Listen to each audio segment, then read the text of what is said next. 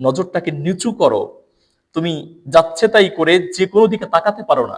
প্রিয় ভাইয়েরা, আমরা ওয়েস্টার্ন সোসাইটিতে বসবাস করছি, এটা আমাদের জন্য একটা বিশাল মেসেজ। আমরা আমাদের চারপাশে বিভিন্ন ধরনের জিনিস দেখতে পাই, এজন্য আমাদের উচিত আমাদের নজরটাকে হেফাজত করা।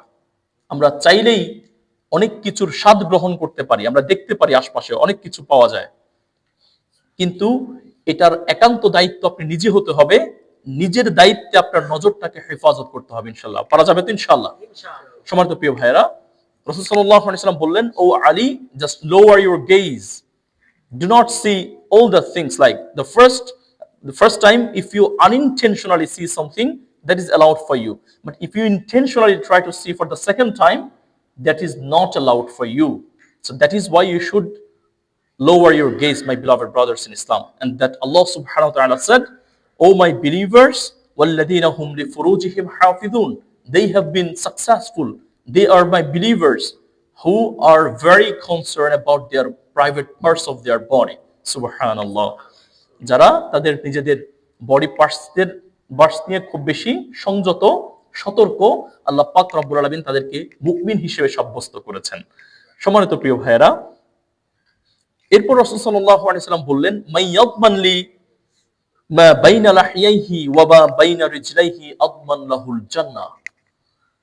If someone can guarantee about 2 parts of his body, then I guarantee him to get into Jannah. Subhanallah.